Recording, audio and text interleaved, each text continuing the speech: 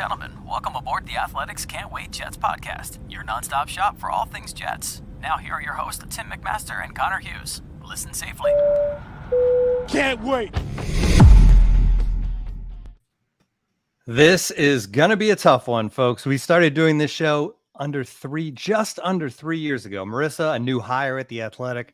I was a baseball producer just trying to help out with the NFL coverage. And Connor Hughes, the Athletic Jets reporter, building that loyal audience. It's been an awesome ride, but tonight, our final episode together before Connor heads off to new opportunities. Thanks for joining us on the Can't Wait podcast. We are going to take a trip down memory lane towards the end of the show, but we're going to have some Jets content too. Training camp 6 days away. We got to get you ready for training camp in this last one. But before we jump into the Jets stuff, Connor, you wore glasses for the occasion. I'm impressed. How are you feeling about this final ride?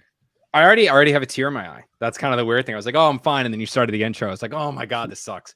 I'm going to be a complete disaster by the end of it. But no, I mean, this is awesome. Like this is, we'll talk about that later. But what's kind of cracking me up is that, you know, the one complaint I think we always got on this show, and whether it was the comment section and all that stuff on YouTube, was that we never started football early. And of course, on my very last show, we're like, yes, we're going to save all the sentimental stuff to the end. We're just going to go right into ball. But yeah, I've worn glasses my entire life. I'm getting LASIK on Monday. So unfortunately, I'm in that little window here where there's a 2-week gap where I have to wear glasses. So I'm wearing my 10-year-old glasses that are several prescriptions ago, still kind of blurry, thick as all hell, because I just kind of got the ones that were covered by insurance and I didn't get the thin lenses, but they do transition in the sunlight, which I found is quite interesting. But yeah, I'm in glasses for the last one. Not because I like them. I absolutely hate myself in glasses. I haven't worn them regularly or consistently since I was in elementary or middle school. I got contacts before I even went to high school. So yeah, the glasses are just because I'm getting LASIK soon. So if anyone has any tips, pointers, or advice, if you have gotten LASIK, definitely hit my DMs or definitely just tweet me, because I do not do well with needles. So I'm not sure how I'm going to do with laser beams into my eyes is freaking me out, but I am looking forward to opening my eyes and seeing clearly, which is going to be pretty awesome. But yeah, that's why the glasses are on. One more thing before we get to the Jets, and that is Marissa. We didn't start on time tonight. No. Shocker. I mean, honestly, like, would you expect anything different? We've maybe started like 5 shows on time over the course of 3 years. So why would and they were never when the three of us were together. Right. That was the best part. It was when it was just me and Marissa or Tim and I or anything like that. It was never when the group of us were together, which is, I think, kind of the most wild, ridiculous part of it all. But I'll say that it's a testament to our friendship. Yes, we talk too much before the show starts. Yes. Yeah, people think about, like, that's, you know, people complain about us not starting on time. Like, if we actually started on time, we would have about 40 minutes of just BS talking if you guys actually turned on the mics and cameras when we first log on. But even, like, I kind of figured we were going to start 5 minutes late because we had to, but Bree just got home from work, so we're getting ready. We're going to have dinner actually after the show, but she was like, oh, do you want to try to eat before? And I was like, it's 8:25. I was like, that's cutting it even close for me. And I was like, I think I should get in here. I'll eat after the show. Should I give a spoiler, Connor, to what you wanted to do today? Connor texted my husband, Michael, about going golfing today at 5:30. And I responded, we have the final episode Wednesday night. How is he going golfing at 5:30? And Connor said, oh, crap, I forgot. Totally forgot. It's just, my buddy, one of my good friends, Joe Lacalandra, is my source of, he's a diehard Jets fan. We went to college together, and he's the one who I go to whenever I need to know Jets history or Jets factoids or anything like that. Always go to him. So he just recently had a baby. So his golfing time has been cut down pretty substantially lately. So he finally was free to play on Wednesday. So he goes, hey, like, let's get out on Wednesday. Let's go play. I was like, we'll get a 5 o'clock tee time. And that'll probably run us till 8, get, 9 holes. And then we'll go get dinner or drinks after. I was like, sweet. That's awesome. And now the floodgates have been dropped on Michael Dunn and I playing golf together. So that's totally over now. I know I said, we're just going to put Marissa and Bree together, and they can complain about Michael and I golfing while we are golfing. But so I shot him a text. I was like, dude, you want to come play with Joe and I? It'll be a blast. He's like, I think you have something to do on Wednesday. And then it all was like, uh-oh. So yeah, Joe and I are going to be playing on Sunday, not today. All right, let's move on to the Jets and training camp. I mentioned it's 6 days away. Everybody out there, you know that. You know the season is coming. Training camp is coming.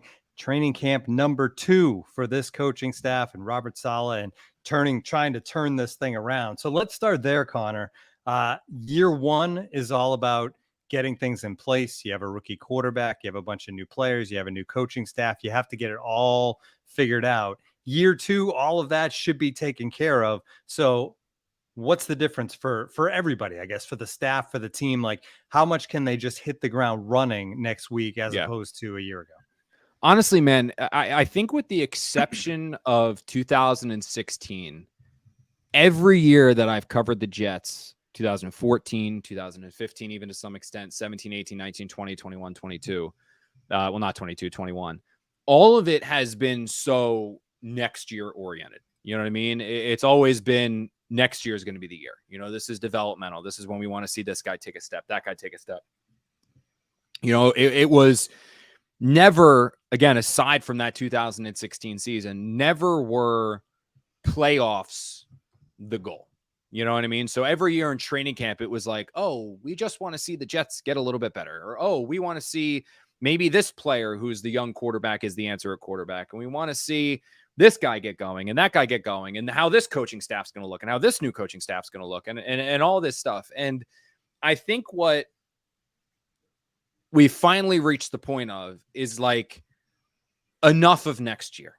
And that's what I want to see this training camp when they report next week is it no more next year, you know, no more pushing it forward, no more kicking the can down the road. I mean, I don't think that the Jets this year should have realistic expectations of a Super Bowl, but they should legitimately be a significantly better team in 2022 than they were in 21, 20, 19, 18, 17, 16. Like they should be a team that every single week 1 through 17 has a chance to win every single game. Maybe one, you have a bad game, you get blown out. It's just a bad one. You know, everyone has those, but every single game, the third quarter, fourth quarter should be happening where we can sit down and shoot a text message on our Can't Wait chat and say like, you know what? If this happens and this happens, the Jets are right back in it. No more losing 40-3 or 28-0 or having games like the Colts game where you just need some miraculous comeback in the end. And you're like, oh my God, wait, maybe Josh Johnson can do this. No more of that. Like this should be the year where the Jets turn that corner, and they don't turn it like the Bengals did and go to a Super Bowl. They don't turn it like some of these other teams have where they make runs to the playoffs. I still think the Jets are a year away from that, but this should be the training camp where we start saying, you know what? Zach Wilson looks like he's going to really reach a step above. We're not franchise quarterback, but he's now the guy where you say, you know what, he's got franchise quarterback qualities. The offense should be one where you say, you know what, they really have the legitimate firepower, both with the running back duo of Hall and Carter and the receivers of Wilson and Moore and Davis, that you actually have the make and the tight ends now with Conklin and Uzama. You now have weapons on offense to put up a lot of points. And on defense, you've got a ferocious pass rush that can attack the quarterback and a secondary that can lock down the receivers long enough to let that pass rush get home. We should start to see the makings of a really, really good team and a team that we can then go into next offseason and say, you know what? They are just a couple more pieces away, a few of their guys developing and taking the next step, and one or two pieces away. And, you know, have a playoff contender and a potential Super Bowl contender if they get hot. And this training camp, I think that's what it's about. It's about starting to turn that corner. It's about having the young guys take the next steps. It's about having Zach Wilson take the next step. It's about really just having this team collectively come together and look like a team that we are ready to say they can be a playoff team. Or maybe we can say at the end of training camp, you know what? If things break their way and they're able to win 4 games, not 3 games in that first 10-game stretch, maybe they can get hot down the stretch and maybe sneak into the playoffs. That's what we want to start seeing, because I'm so tired of talking about this team in a next year sense. I'm so tired about just focusing on the future and focusing on the future and focusing on the future. And yeah, I know we're still focusing a little bit on it because they're not that contender yet, but you want to see the makings of a team that is turning that corner. You know, I feel like every year I've written like, oh, this is the year the Jets are going to start to turn the corner, right? I feel like I've written that line over and over and over and over and over again over the last 5 years of this is the year the Jets are going to start to turn the corner. We want to see them start to turn that corner, you know? No more. Like turn the damn corner. Turn it and get going. And even if you don't reach it there this year, position yourself where we're going into December saying, you know what? If this happens, there's a mathematical chance for the Jets to get in. That's what I want to see. And you can see the makings, the early makings of that in training camp. And that's what I want to see. I want to see a young team that's competing, a young team that's good, not a young team that loses 31-0 in a scrimmage to their backups. I don't want to see that anymore. I want to see Zach Wilson take the next step, Robert Saleh take the next step, a more amplified and intense offense and creative offense from Mike LaFleur, and the defense with Jeff Ulbrich with all his new pieces to be giving that offense headaches someday, only for the offense to come back and get the best of them the next day. You know, I want to see that. I want to see a team that I step away from. And even if I don't, I'll see some other practices as well this year, but like, I want to come away from the practices where I'm at the Jets facility and turn around and say, you know what? There might be something here in Florham Park. And I haven't been able to say that over the last 5 years. You've been able to say maybe. I want to be able to say, you know what? I think there's something there. And then hopefully they take off and run with it.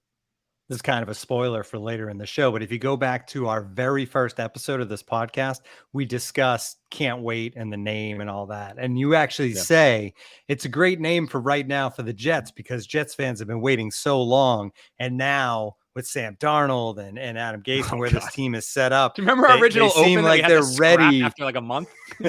They're ready to turn things around. Like 3 weeks later, there was mono, and then the rest is, it's what happens with the Jets. But hopefully this time around is different. All right, we basically have some like quick topics from training camp to go through. So first one I have on the list, key position battles.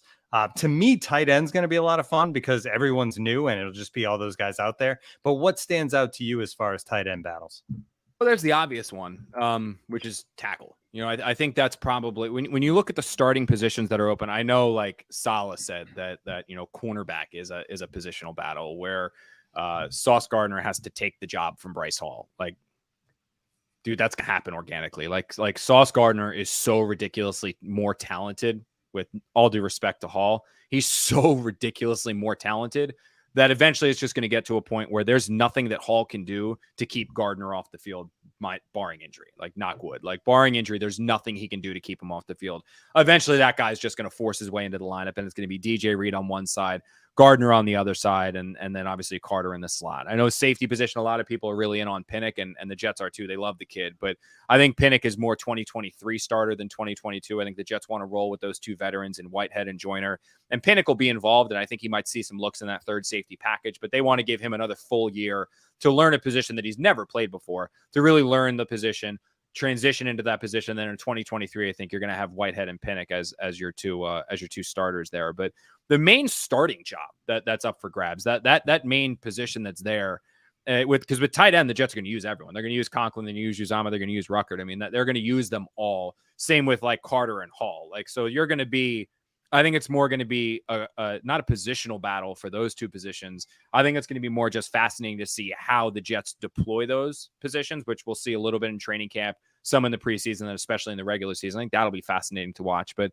the main starting job that's open is that tackle job, with Fant and Becton and those two guys. And I think seeing day one, if neither of those guys land on the PUP list, who's the left tackle, who's the right tackle? And then if it is Fant at left tackle, which we all expect after what Robert Saleh said at the Senior Bowl, how long is he able to keep Becton out?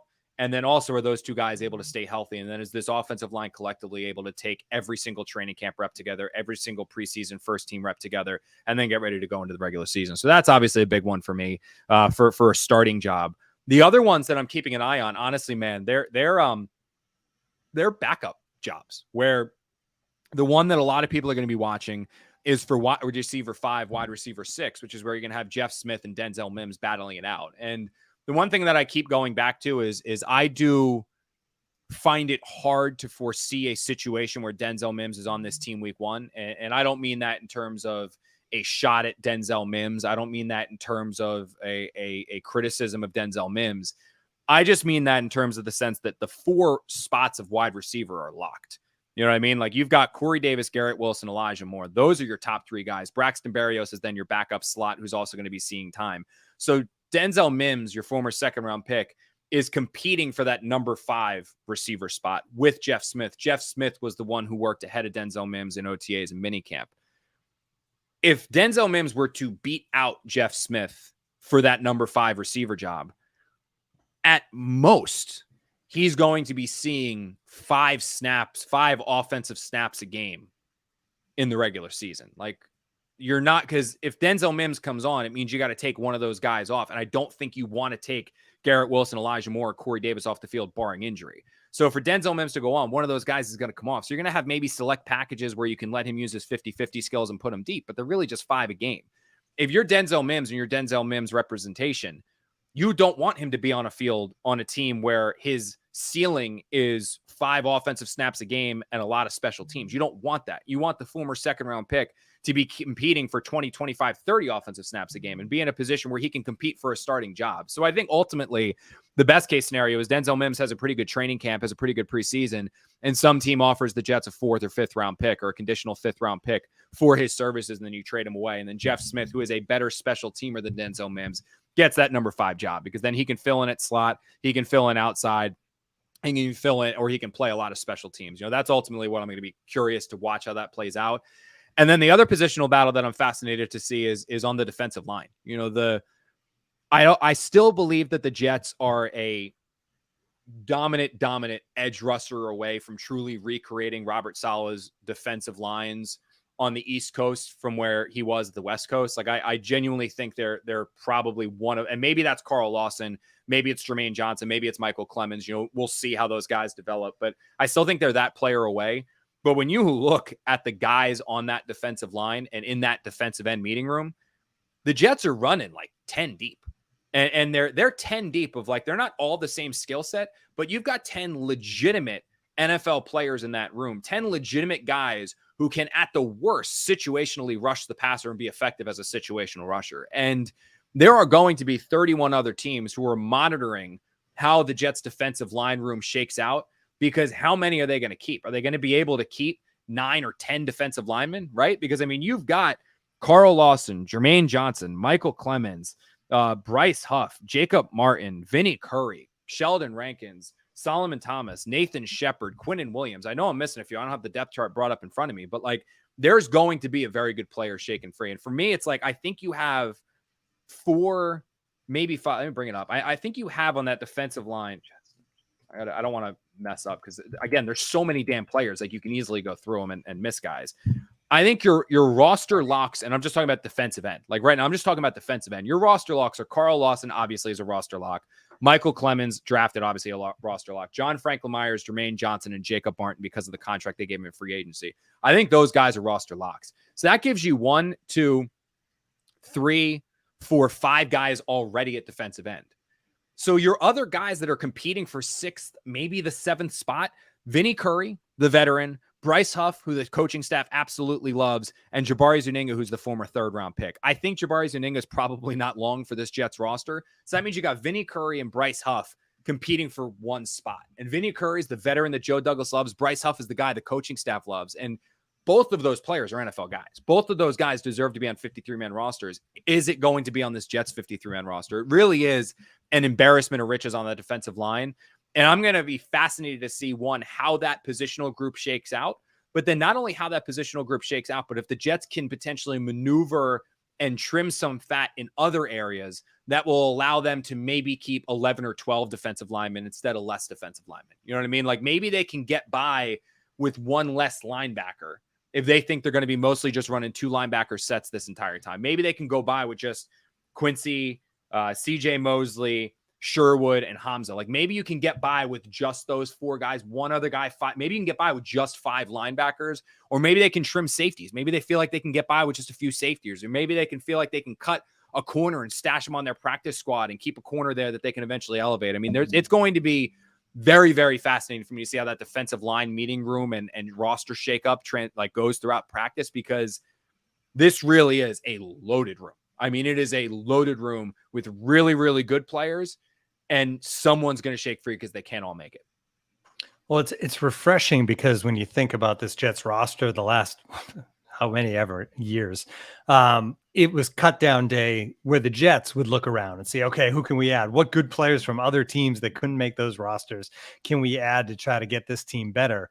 And to finally find a position on this roster where you're talking about having too many guys is, that's how you win in the NFL, right? Is to fill up the depth chart. So they are there, at least at that position, and some others. This team has depth at some different positions, and it's certainly something that hasn't been around for a while. All right, next topic, most to gain. Now, this could probably play off of some of the position battles you just talked about. George Fant probably has a lot to gain based on his competition with Mekhi Becton, but who do you like in that? Who's the person, the one player, maybe the 2 players that go into this camp with really the most to come out of it?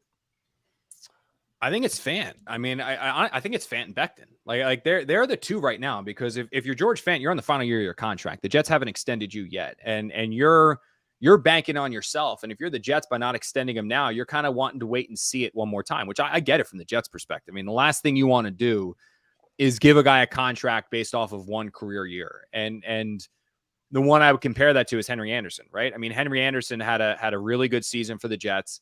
Mike McCagnon paid him, and Anderson never, ever lived up to that contract. And with Fant, look, he did have a great season last year. He really did. He had a great year for the Jets. However, when you look at the totality of his career, there's durability concerns. There's some performance concerns. I know he hasn't played this position his entire career. I know he's still developing. He didn't play in college, but still, you do want to see it for one more. So if he's able to go out there and show in training camp that he deserves to be this team's left tackle, and he earns that left tackle job, and then he goes out there throughout the 2022 season and performs like a top 15, top 10 offensive tackle, well, this guy's going to be getting a massive contract in free agency. If it's not from the Jets, it's going to be from somewhere else. So I think he's somebody who can earn a lot in training camp and a lot throughout this season. And then Mekhi Becton's obviously the other one, because there is a lot of criticism about him. And I know you guys tag me in the pictures that he posts every other day, and I get tagged in the videos that he posts every day. And I see he went to the dentist, and that's cool. I'm happy. But like, at the end of the day, photos aren't what step on the scale, you know? So when he stepped on the scale and I called two coaches and we're like, hey, how'd it look? How did it go?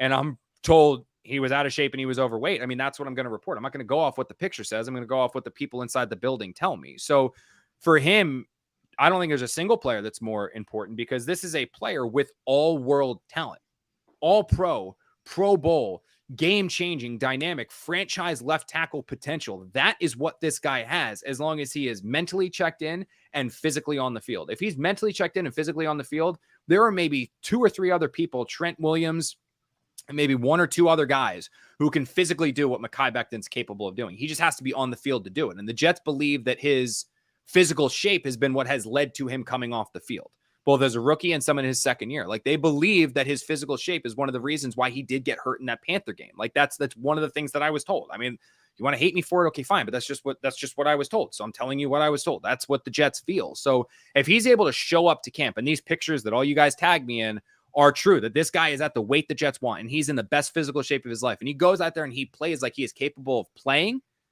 you're talking about a guy now who has the word bust being floated around his name, and the concerns being floated around his name, and the need to replace potentially being floated around his name, to now saying, F all that. This guy's a Pro Bowl player, all-world player, all-pro player. The Jets need to start thinking about an extension, and he's going to be a mainstay on this offensive line for the next 10 years. I mean, that's how he can take this storyline and the stigma around him right now and just completely do a 180 with it if he shows up to camp in shape and performs like the Jets know he's capable of on the field. So he's the easy candidate for most to lose during this training camp. So I'm not going to let you pick Becton. You have to go a different direction as far as a player with a lot to lose other than Mekhi Becton. I'll go with the obvious one, and it's Zach. It's Zach Wilson. I mean, this entire season really does hinge on the young quarterback. And you don't want to put so much pressure on a kid who's 21 years old and just in his second year coming out of BYU, playing a position that for a lot of guys takes 3-4 years to develop. But the Jets are no longer, and Joe Douglas deserves a lot of credit for this, the Jets are no longer a team that you have the built-in excuse of roster construction, in my opinion. The mistakes that Mike McCagnon for a brief period, Joe Douglas made that set Sam Darnold up for failure are no longer there, right? I mean, we talked about it on there are probably 27 million podcasts that we did about Sam Darnold, where we said, we don't know if Sam Darnold is struggling because 1, Sam Darnold is not a good quarterback, or if 2, the Jets have failed so miserably in surrounding him with competent coaching and competent surrounding talent that he's struggling because he's got no help, or he's struggling because of him. Turns out that it was a mix of both, because he's gone on to Carolina and we've seen that he is not a good quarterback, and they've already replaced him with the Mayfield. So, I've always had Marissa in their corner, even though I think Baker Mayfield's just as bad as Sam Darnold. But like you've learned, obviously it wasn't all the Jets, it was that. But that's no longer the case. Like, I don't think that there is any excuse that you can now put on Zach Wilson for not having success other than Zach Wilson. I mean, he has, look, is the offensive line the best offensive line in the NFL? I think they have the potential to be a top 8, top 5 group. I do genuinely believe that. I mean, if Fant takes the step the Jets believe and Mekhi Becton takes the step the Jets believe, combined with that dominant interior line that they've built, I think the Jets can have a top 8, top 5 offensive line this year. But at worst case scenario, they're still above average. They are still an above average offensive line in the NFL. So he's got protection in front of him. He has the most playmakers I've ever covered on the Jets. And you can go back to the Brandon Marshall, Eric Decker offense. I've never seen an offense with this much talent all around, because you now have the 3 wide receivers in Elijah Moore, Corey Davis, and Garrett Wilson. You have 3 tight ends in Conklin, Uzama, and Ruckert. You've got 2 dominant, potentially. I mean, you saw what Michael Carter did. He's now the second best running back on this team after they added Breece Hall. So you have 2 running backs. You've got 3 tight ends. You have 3 wide receivers, and that's not even taking into consideration having Braxton Berrios off the bench. So you have all that, plus a defense that is going to be significantly better after they infuse the defensive line with talent with Martin and Johnson and Clemens, and the linebacking position, which the Jets believe will be better because that defensive line is better, and the cornerback situation, which is just night and day from last year, and a safety position that's also been infused with talent with a healthy Joyner, and obviously bringing Whitehead over from Tampa Bay. So there are no more excuses for Zach Wilson to struggle other than Zach Wilson. And we've seen Mike LaFleur's offense work because it worked with Mike White, it worked with Joe Flacco, and it worked with Josh Johnson. So it's worked with other quarterbacks. Now you have so much more offensive talent in that room that now it is on Zach Wilson. So the player with the most to lose, if the Jets go out there this season, if the Jets go out there in training camp and the offense is just getting the shit kicked out of them day in and day out of training camp, and then the regular season comes and the offense is just sputtering and not working. Well, we've seen the offense with lesser talent work with other people under center. We know the offense is better with more talent. We know the plays work because we've seen LaFleur call them with other quarterbacks under center and have it work. Then you can say, okay, it's Zach Wilson. So in other times when we had Sam Darnold here and the situation he was in, he really didn't have that much to lose because, again, we could never put all of it on Sam. At no point could we ever at any point in time say Sam Darnold is failing because of Sam Darnold. Like, the Jets offense is not working because of Sam Darnold. We couldn't say that concretely because while we thought it, and I thought it, which is why I favored them going the Zach Wilson route, you couldn't say it for sure because the offensive line stunk. He had no playmakers, and the coaching staff with Dowell Loggins and Adam Gase just did not work, right? You can't say that anymore because now you got the coaching staff. Now you got the receivers, the tight ends, the running back, the offensive line, the defense, where the player at the most to lose is Zach, because if the Jets offense stinks, it's because of Zach. Like, it's because of Zach Wilson. So you could actually loop him in with the most to gain because he can gain the most as well. But I think the player with the most to lose is Wilson. All right. There's going to be injuries. There's always injuries. It's the NFL. There'll probably be serious injuries. And last year, Carl Lawson, that injury was devastating for this team. They thought they had really put together at least a pass rush on defense, and then they lost that. And the rest is history for this defense and what it was. So when you look at this year, hopefully Carl Lawson's back. But when you look at the team, and I like taking one player away. You can't say Zach Wilson for this. Yeah. What one player can the Jets not afford to go down to a serious injury this camp? Fant or Becton, because I know they drafted Max Mitchell, but the guy's a developmental project. He's not ready. And if he goes down, the Jets don't have, like last year, the Jets' 2 offensive tackles were Becton and Morgan Moses. Like, their week 1 tackles were Becton and Moses. Or was it Becton and Fant? I think Fant was the starter. Morgan Moses was the backup. It was, week 1 was Fant. Yep. Fant. Yeah. Okay, yeah, that's right. Because we were all surprised. It was stunned that Moses wasn't the starter. So the Jets had Morgan Moses as their backup. So when Becton went down, Morgan Moses was a really good football player. So Morgan Moses was able to step in and be the right tackle, and Fant go over to left tackle. So boom, like, your offensive line was good.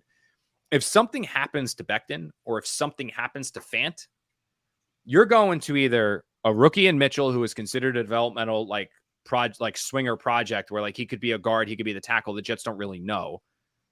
Connor McDermott, who's not good, and Chuma Adaga, who's a disaster. So like you're basically saying you have put all of your eggs in the basket of Fant and Becton, because if one of those guys go down, you don't have the the depth to replace him. And I don't think Dwayne Brown's coming here because it sure seems like he wants to play it for a contender. And I guess they could go out and sign Reith, but like, he's not good either. Like he got kicked to the curb by the Bengals, and the Bengals offensive line almost killed Joe Burrow multiple times last year, including in the Super Bowl. So like, you want to take the offensive lineman the Bengals didn't want and put him in charge of blocking Zach Wilson's blind side? Like, holy hell. So I think one of the bigger mistakes that the Jets made was you didn't want to draft Icky at offensive tackle because obviously of what that would have meant for either, having him sit behind Fan and Becton or then having to trade Becton. Like, fine. But like, you should have gone out there and signed a veteran that can play on the offensive line. Like, either bring back Morgan Moses or just sign another guy, even if it meant paying a little more and having to pay a backup offensive tackle like $6, $7, or $8 million. I still would have done that because there are obviously serious durability concerns with Becton, and there's just as many durability concerns with Fant. And if you lose one of those guys, all the good feels on the offense, they're going to go down the crapper, because like, you are not in good shape if you lose those two offensive linemen, those two tackles. And I think for me, that's probably what I look at this. Like, I think, like, look at it. If the Jets lose Sauce Gardner, you got Brandon Eccles or Bryce Hall who can step in and go play. If the Jets lose Bryce Hall or Mike Carter, you got the other guy plus Tevin Coleman, Ty Johnson who can come in. You lose Uzama or Conklin, you got the other one. You lose Corey Davis, you have Elijah Moore who can go outside. Garrett Wilson's on the other outside. Braxton Berrios goes to slot. If you lose Elijah Moore as your slot, Braxton Berrios goes in. Like, they have depth, believe it or not, in a lot of places. Maybe linebacker, if they lost Mosley or Quincy Williams, they could be in a little bit of trouble because you don't really know what you have with Sherwood. But I think the main position where if you lose a guy, you're like, holy crap, what the hell are we going to do? Are we going to have to look to trade for somebody or something like that? It's at tackle, because the Jets cannot, because of the way Joe Douglas went about this offseason, the Jets cannot afford to lose Fant or Becton. They really cannot. When we were going through OTAs and then minicamp also on this podcast, you talked about how vanilla everything was, how it was less exciting than most any OTA or minicamp you had ever covered. And it really didn't get too geared up after that. So there's a lot that hasn't been seen yet as we head into this training camp starting next week. So the last one of these topics I have is, who are you most excited to see out on the field in real drills with this team? Garrett Wilson. I want to see Garrett Wilson. I talked to one of the guys over there at one of the guys on the coaching staff about it, because like, he didn't impress me that much in OTAs and minicamp, and being honest. Like, he made one catch where he like jumped up and was behind, and he made a grab like that was impressive, but like, he had to contort his body like that because he ran the wrong route. So like, he ran the wrong route, wasn't where he was supposed to be, and then like the pass was thrown where it was supposed to. He didn't run the right route, so he had to contort. So cool. It looked good on highlight. Would have been a done a nut like top 10 play, but it wasn't. It was honestly a mistake that he just happened to capitalize on. And I was kind of not worried, but I was curious. I was like, I thought, like, we saw Elijah Moore in OTAs like kick ass and minicamp and rookie minicamp. Like, what was going on with Garrett? And the one thing I was explaining, the way it was explained to me is that Mike LaFleur's offense is it's really heavy for a receiver to take in. Like, it's not easy for a receiver to learn. And Garrett Wilson was out there swimming. Not because Garrett Wilson is not intelligent, not because Garrett Wilson can't do it, just because it was so different from what he did at Ohio State that he just was out there thinking through everything, every part. He was hearing the play in the huddle. He's thinking as he's walking to the line. He's thinking as he's listening to the cadence. He's thinking as he goes off the line. He's thinking as he's about to break. He's thinking of when he's supposed to jump. And it was the way that turned out was that he ended up playing so much slower than what he normally plays, because that game-changing speed, that elusiveness, that unbelievable route running, you weren't able to see it just because he was like a Corvette stuck in neutral. You know what I mean? Like, that's really what it was like. And so I think that there are very few players that are going to benefit more from stepping aside, stepping back, taking like this 4 to 6 week break, rehashing it, learning it again, but mostly just stepping away to rehash it all in your head, then going back to practice where there's going to be a week, 2 week there's going to be a week of an installation period that first week of camp, being able to rehash all that again on the field and then have it really kick into high gear. Where Garrett Wilson's the guy where I think come week 2 of training camp, I think you're going to see a better player automatically week 1 of training camp, but I think week 2 is going to be better than week 1. Week 3 is going to be better than week 2. Week 4 is going to be better than week 3. And it's just going to go on and on and on and on and on. And by the end of training camp, I think all of us will be sitting there saying, holy crap, like this kid's got something special about him. Like this, I mean, you can't take him off the field. Like Garrett Wilson needs to be on the field. If you're playing 75 snaps, he needs to be on there for 76 of them. Like get him on the field all the time. I think that's what you're going to end up seeing from Garrett Wilson as this training camp moves on. Now, the one thing that can stunt that is if he gets hurt. Like that's going to cause some problems. Like if he gets hurt, that's going to cause an issue, because all of the good feels like Elijah Moore was like, when he started slow, he didn't start slow because of the injury. He started slow because of the time he missed because of the injury. Like Elijah Moore really needed to play in those preseason games. He really needed those 2-3 weeks of training camp practices that he lost. Garrett Wilson is going to be the exact same boat. So if he's able to get all of those reps, get those training camp reps, get those preseason reps, what you saw Elijah Moore become in the middle of the season, you're going to have Garrett Wilson from the jump. You're going to have that week 1. So I think he's the player that I'm most excited to see, because I genuinely do believe that this is going to be a kid that we start. You're going to see it on Twitter. You're going to see it. Garrett Wilson, the same as you saw Elijah Moore last year, it was like Elijah Moore. I think you're going to see Garrett Wilson, then Garrett Wilson, then Garrett Wilson. It's just going to be starting again. I'm saying the same over and over and over again. I really do believe that. It was in the chat a little bit before we move on to the sad sentimental stuff. I will ask you, there was some reports today that the Jets could make a splash move between now and the beginning of training camp. Yeah. Any truth to it? Yeah, I saw they were comparing it to Bates, right? Like the safety with Bates. Like I saw that, and I checked in on it.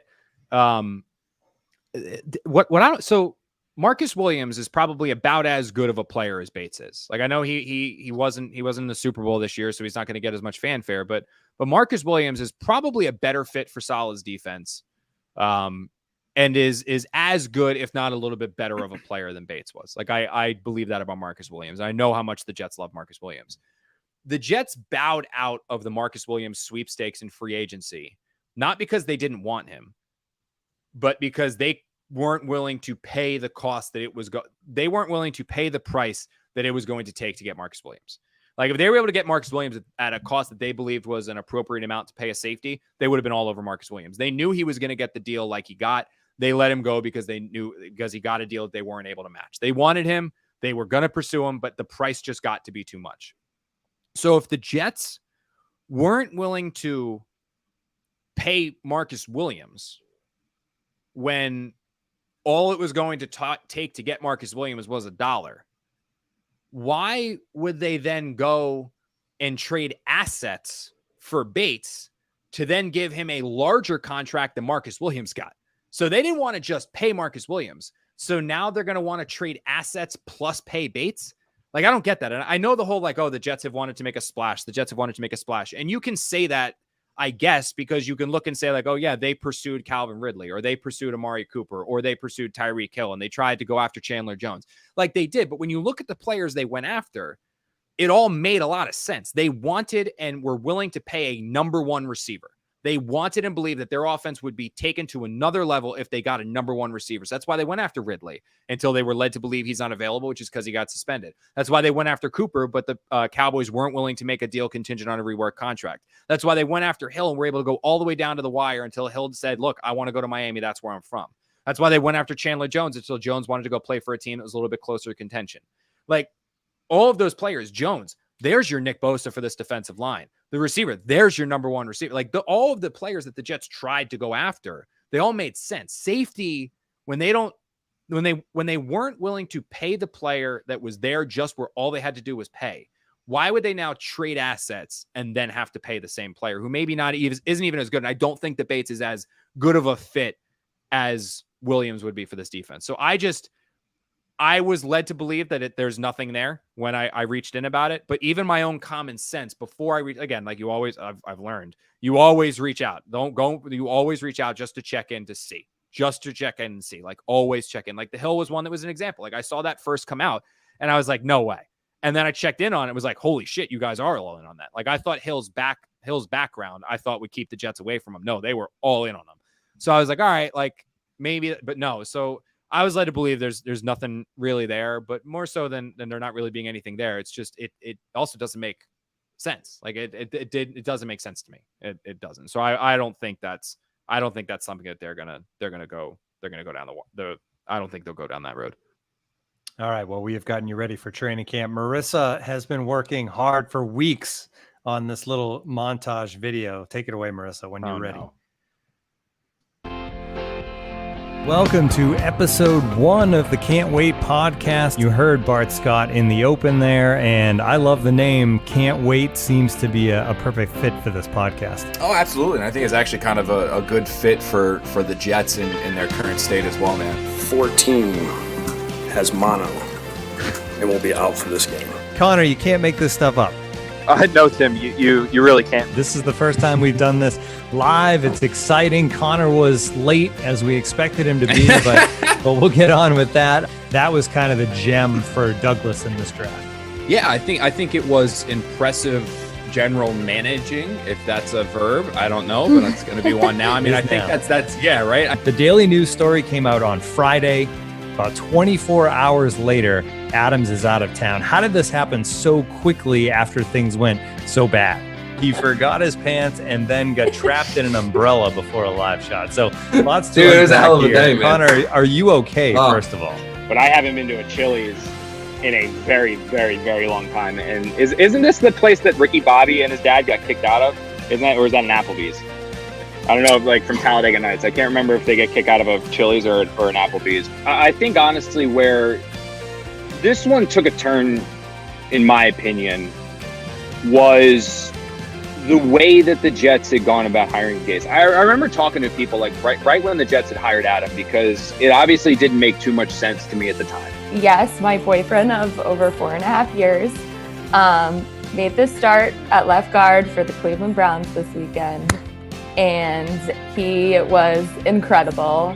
And it was his first NFL start against the Steelers defense in a playoff game. You just touched upon it, is that he wasn't the guy that when they started compiling their list of players that, or coaches, I should say, obviously you can tell my head's going to be, or my brain's going to be all over the place right now. I went from trying to figure out Jedi and Sith and why they're talking about like, what's his face? Samuel L. Jackson is saying like the Sith are extinct. And I'm like, what's going on with theirs? Holy hell, it's over. And it's surprising, man. Cause like, if you would have told me, I tweeted this, but if you would have told me in 2018, 2019, that in 2 of the next 3 off seasons, I would have been writing farewell columns to Sam Darnold and to Jamal Adams, I would have told you you're out of your mind. You look at this Jets roster now, there aren't many Mike McCagnon fingerprints all over it anymore. I mean, this is Joe Douglas's team. You know, it's Joe Douglas's handpicked coach. It's Joe Douglas's handpicked quarterback. Connor is getting married. Going and getting married. Congratulations. And there it is. Oh, the nice engagement pictures. Yeah. You were there for those. Connor and Bree. The truth about those engagement photos is I had a tea time at Bethpage Black that I had to cancel because I had to go get those engagement photos. So you're sucking all the romance out of this moment. This wedding is not the only exciting can't wait news we have to share with everybody today. First a wedding, and then a baby! Baby McMaster arriving October 2021. Look at that, man. The Can't Wait podcast is really doing something here. We're all about big life babies, moments. We've got engagements. We've gotten everything. Here's a little picture of the bride, me, and Connor. That's right. Can't Wait together for the 3rd time ever. I'm like, holy crap. I was like, dude, I didn't hear you. And I'm sitting there, I'm like, I'm paying to have a caddy basically bully me. This is like in middle school again. Like, I'm being bullied. We are breaking new ground, live on location, the 2nd annual JJ Invitational golf outing at the beautiful Silver Lake Golf Course on Staten Island. For everyone on YouTube, I'll just put the disclaimer now. For everyone that bitches at me when I talk about non-football, now is the time to leave. The show is over. Goodbye. You guys have to. We waited 48 minutes. Yeah. And even if I go a little, I can be late to my next appointment, like 5, so I can talk a little bit longer about this. So so you guys. Connor had a hard out at 6 o'clock, but once we started talking about golf, that hard out becomes pretty soft. That's awesome. Wow, that was cool. Great job, Marissa. Outstanding job. You got me. Thank you. You got me a couple times. You got me. The amazing thing is 178 episodes, Connor. 178 episodes. Our hair went through some things along the way. I love my corn There was stash. a pandemic. I totally forgot I did that. The porn stash. I stash can't connect. It doesn't connect here, but I get a mustache. So I was like, oh, it's quarantine. I don't have to do TV. I don't have to go anywhere. I'm gonna grow a mustache. And that thing was giving off 70s porn star vibes. But it was like, oh yeah. I don't know. Brie married me after that. She stayed with and married me. I don't know why she didn't trim it in my sleep. Yeah, that was bad. Well, it was a pandemic, so she couldn't meet anyone else. Yeah. Exactly. But in all seriousness, though, Connor, it's been a pleasure co-hosting the show. When I started doing this show, I was learning the Jets kind of as we went. Now I feel like I've been acclimated into everything that it means to be around this team, the pain, and I've learned to just appreciate this fan base and love this fan base as well. But more importantly, it's been great becoming a friend of you both over the last 3 years. Yeah, you know, it's funny because like no, I'm kidding. When like I got offered a new job, obviously, and like I've said this before, like I wasn't looking for a gig. I didn't want to leave. Like I was happy at the Athletic, but when this opportunity came about, it's a dream chance, like for me, which is why I was like, you know, I'm gonna take it. And I've left jobs before. Like when I left the Star Ledger, there was like that apprehension from me, because I didn't want to. You know, I grew up like literally my paper over there is in the back of a story that I wrote for the Star Ledger. It was the paper that I read growing up. It was what I loved. So I didn't want to leave there, but it was like, you know, financially, this was like an opportunity and a brand new company, and to be on my own beat and not have to share it with somebody. I was like, hell yeah, let's go. But like, this was one where I was so ready to leave. I mean this lovingly, but I was ready to leave the Athletic because I felt like I had accomplished everything that I wanted to accomplish as a beat writer. And I'd accomplished everything that I wanted to accomplish here at the Athletic. And I just wanted to now try something new. And this was still in the field. Like I'm not leaving covering the NFL. I mean, that has been a dream of mine forever, and I'm never going to want to stop doing it. So, but just doing it in a different capacity and in different ways, and expanding off of still doing a ton of Jets, but not just the Jets. And so when I got the offer and we figured out the finances of it, and the contract numbers came in, and I was like, all right, I'm signing the contract. And I called Allison, my editor, and then I called Lisa, you know, the head of the NFL, and I was like, hey, I'm leaving. I was like, you know, kind of like you guys were all obviously involved in the negotiations the whole time. Like I kept you guys privy to it all, because obviously of what it could mean for this. But like once I put my name on the paper and I signed the contract and I sent it in, and then I stepped back, like the wave that hit me of like the stomach turning and like the being upset was losing this, like getting rid of this, because it's funny because I didn't really want a podcast when it came about, because, you know, it was more work. It's like, you know, it was start, but you know, when I got the message from I don't even remember who sent me the original Slack notification of, do you want to do a podcast? And I was like, well, you know, I'm interested in it and I'm intrigued by it. However, one, I don't want to do it by myself. And two, I don't want to have to edit it all and put it all together. Like I want to do it with somebody, because me just sitting here talking for an hour as a monologue is going to drive people nuts. And hell, I mean, even my 10-minute monologues drive people nuts on YouTube. But like that was like the thing I was like, I didn't want to do. And then they're like, no, don't worry. I think I've told this story before, but it's like, no, don't worry. We've got a co-host.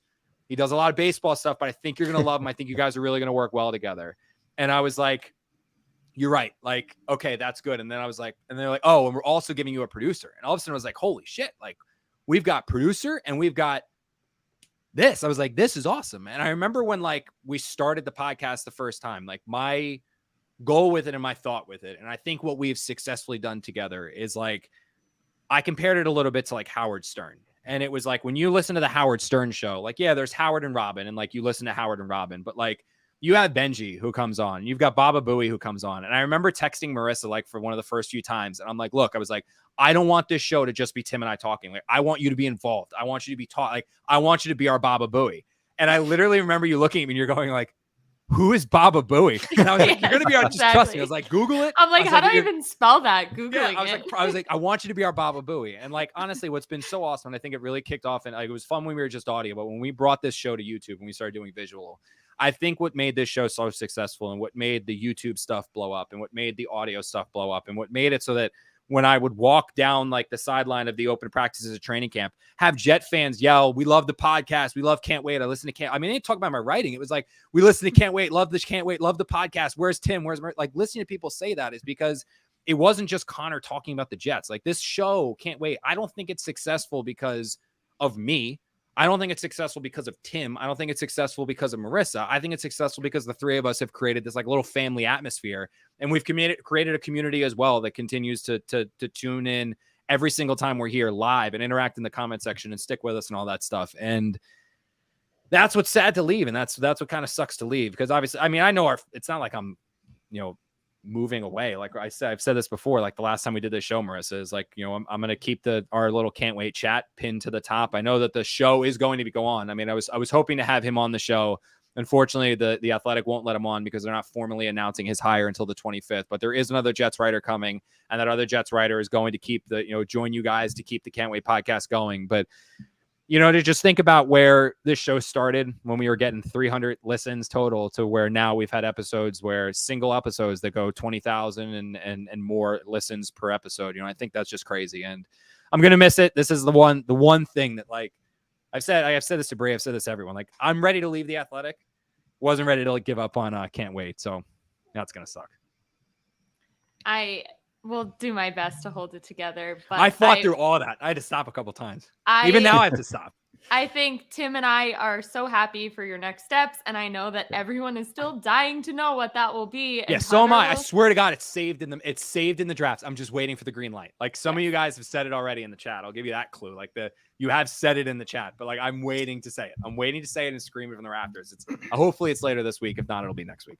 But we're very happy for you. And like you said, I think, people out there know when you have coworkers that become friends, it's truly amazing. And this show has been such a joy to all of us, and we're going to miss you so much. And I know that my text will still be blowing up with random Connorisms and, waking up late and forgetting his pants and wanting Michael to go golfing. And I wouldn't expect anything less, to be honest. So we're very happy for you. We can't wait to see you go on and just dominate the world. And don't forget us when you're. Oh, I won't.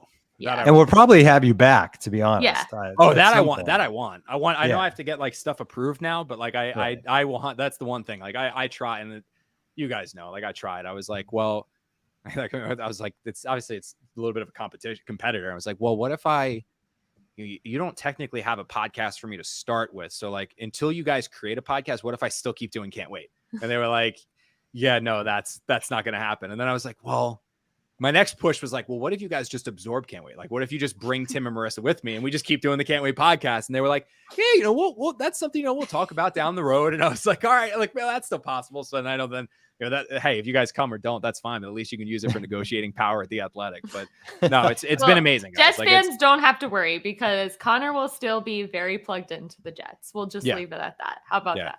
So and it has been awesome. Yes. Yeah.